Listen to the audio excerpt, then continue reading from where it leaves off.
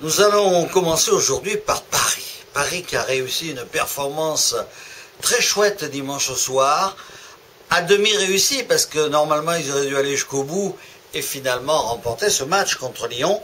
Mais moi je vais souvent au match du Parc, enfin j'y allais beaucoup plus il y a 2-3 ans encore. Et la règle générale, c'est qu'au Parc des Princes, on s'emmerdait. Tout le monde le disait, tous les confrères, les spectateurs, tout ça. Pourquoi? Parce qu'il y a plein de raisons.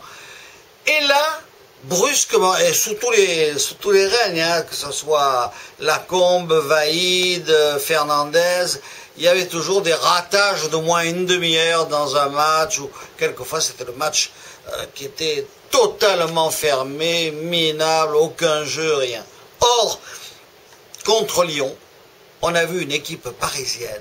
Bon, c'est vrai qu'elle a été renouvelée la saison passée, cette équipe-là, et qu'elle commence à bien se comprendre, à bien s'entendre. On a vu une équipe parisienne qui avait plein de verve, qui avait de l'imagination, et malgré des absences, hein, tout de même, malgré deux absences importantes, Erding et Sessegnon, eh bien on a vu une équipe parisienne formidable, qui a vraiment baladé, on peut le dire, les Lyonnais pendant 1 heure environ, avec quelques soubresauts lyonnais de temps à autre, et qui aurait pu aller jusqu'au bout, mais à la fin, évidemment, quand Puel a compris qu'on ne bâtissait pas une équipe avec seulement des défenseurs, mais qu'il fallait quelques créateurs, il a viré 3 joueurs à tempérament défensif, même Govou, qui défendait beaucoup, je trouve, pour faire rentrer Gomis, Pjanic, Ederson. Et là, tout a changé pour les Lyonnais.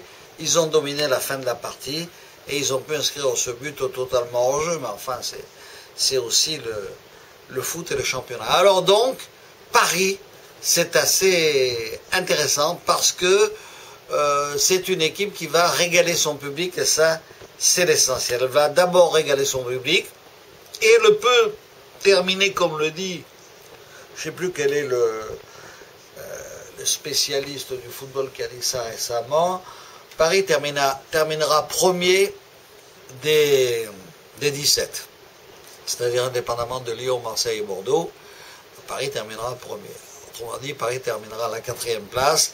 Ben, je fais un peu ce type de pronostic, mais en ne les mettant pas systématiquement à la 4e place, mais enfin, ils termineront entre la 4e et la 6e place parce qu'ils ont un bon effectif et un bon entraîneur. Voilà.